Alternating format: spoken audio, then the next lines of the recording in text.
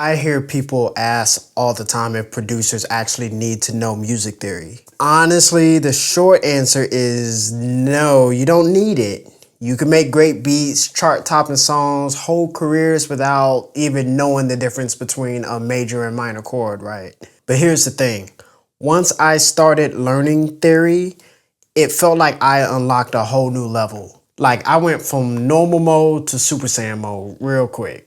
Everything suddenly started making sense and I wasn't just like stumbling around or, hoping things worked. I knew why things worked and that's the difference. The funny part is people think theory means you gotta be Stevie Wonder running up and down the keyboard with your eyes closed. Nah, you don't have to be a virtuoso to benefit from theory. It's not about shredding crazy solos, it's about understanding relationships between notes, and it's really that simple. Think about it like this. Without theory, you're wandering around a city with no map.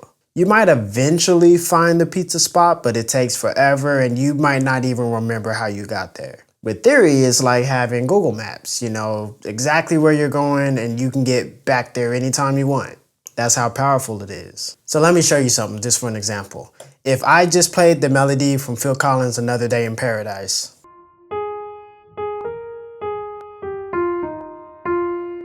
it sounds fine, right? It's simple, you recognize it, but listen to this when I add chords underneath it.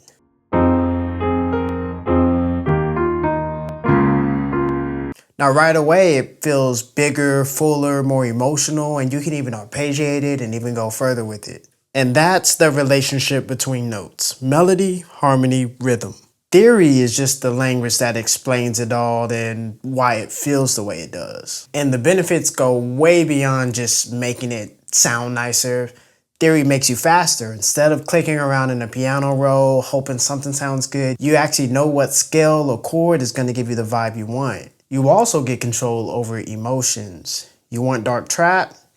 You know to stick with minor chords. Want something uplifting? You know how to grab a major progression and throw it in a major 7th to brighten it up. Even if you're not trying to be a piano player, it makes your melodies catchier, your chords deeper, your progressions more intentional. Another big thing, it makes collaboration a lot easier. If you're in a room with a singer or another musician and you can say, yo, let's go from C minor to F minor, that's way easier than humming a half-right version of what you're hearing in your head.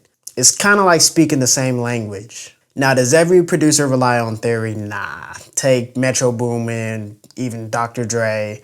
A lot of what they do is pure field and experimentation, but sometimes they'll have people play stuff for them and they're definitely using theory. On the other hand, you got like a Jacob Collier who uses theory as a playground. Pharrell's Happy is literally built on chord movements that just feel good. And well, Jacob, that dude is just an alien god of like harmonies. But you don't have to go that far to make it useful. And here's where it gets interesting. When you look at the greatest artists, you start to notice this balance.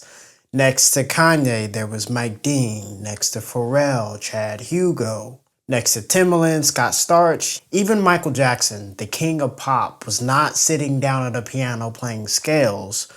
What he did have was this insane ability to sing out melodies and harmonies exactly how he wanted them, and the musicians around him would translate that into full arrangements. There's this clip of him working on They Don't Really Care About Us, and he's singing parts to the piano player. You know, you go to a B flat. You could take the A7. Yeah. And then goes to G minor. Like that. Yeah. Sure. And before that, there was Quincy Jones in the room, the guy who could allegedly hear an entire composition in his head and write it down as sheet music. That's theory at the highest level. So when you really look at it, it's not about choosing between raw feel and theory. It's about how the two work together. Whether it's the Nashville number system, sheet music, or just jotting down chord names, theory has always been the bridge that like elevates talented people and takes what's already good and pushes it into greatness. That's what I mean when I say theory turns you into a Super Saiyan. It doesn't replace your creativity, it just amplifies and multiplies it. And here's the wild part. Technology makes it even easier. You don't even have to know theory to use it anymore. Like the Novation launch key, the keyboard I'm using has a chord mode. You hit one note and it plays a full chord. See? Just like that. Native Instruments, Complete Control has chord and scale modes baked in. Even Logic Pro has a chord trigger where you can assign entire voicings to one key. So even if you know nothing, you can cheat your way around into sounding advanced. And the crazy thing is, while you're cheating, you're actually learning. You start to recognize, oh, that chord I keep playing is a minor 7th. That one always feels dark because it's diminished. It clicks without you forcing it. For me, before I learned music theory, I leaned heavy on loops and splice samples. And don't get me wrong, that worked, but it felt random. Some beats would hit, others just didn't. And once I got into theory, it was like I finally had control of the wheel. I could decide if I wanted the beat to feel cinematic, hopeful, happy, or dark.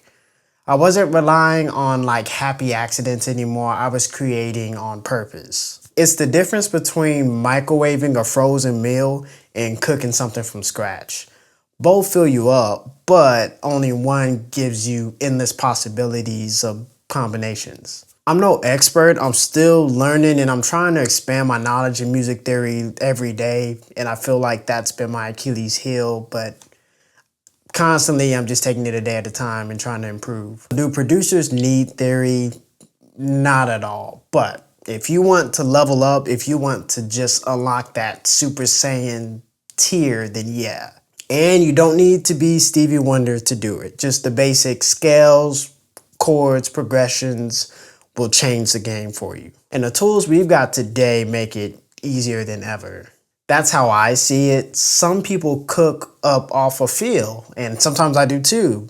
Some deep dive into the language of music, but I think knowing both is what really makes you dangerous as a producer. I'm curious though, what about you? Have you gotten into music theory at all, or do you mostly just go by ear and feel? Drop a comment and let me know if theory has helped your production or if you're killing it without it. Either way, I'd love to hear how it shaped your workflow or not. As always, thank you guys for watching. Till next time, peace.